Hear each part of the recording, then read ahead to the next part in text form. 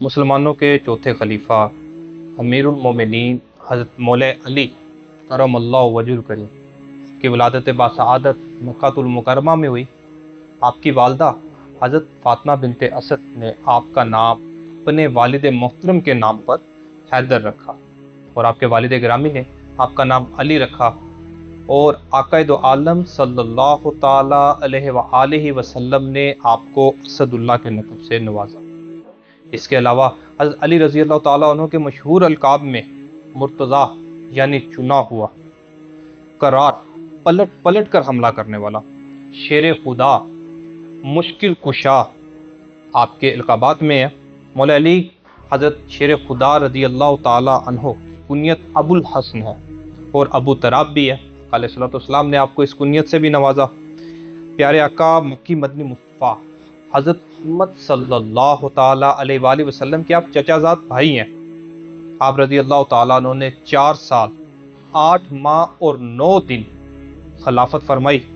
17 یا 19 رمضان المبارک ایک خبیث خارجی کے قاتلانہ حملے میں آپ شدید زخمی ہوئے، اور 21 رمضان المبارک کی رات اتوار کا دن تھا، آپ نے رب عز و جل کی بارگاہ میں پیش ہو گئے۔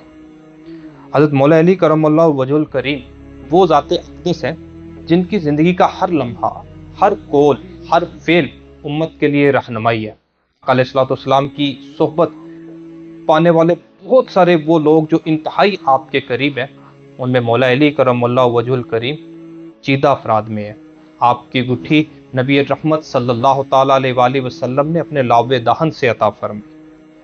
حضرت مولا علی کرم اللہ وجہ الکریم کا ایک قول بڑا ہی اہم ہے۔ رمضان المبارک کے دن چل رہے ہیں، آج مولا علی کرم اللہ وجہ الکریم کی شہادت کا بڑا دن ہے۔ آپ کی سیرت سے ہمیں اخذ کرنا چاہیے۔ مولا علی کرم اللہ وجہ الکریم نے ارشاد فرمایا، عمل سے بڑھ کر اس کی قبولیت کا اہتمام کرو، کیونکہ رب تبارک و تعالیٰ پرہیزگاری کو دیکھتا ہے، اور پرہیزگاری کے ساتھ کیا گیا عمل اللہ عز و جل کی بارگاہ میں قبول ہو جاتا ہے، اور جو قبول ہو گیا وہ تھوڑا نہیں رہتا۔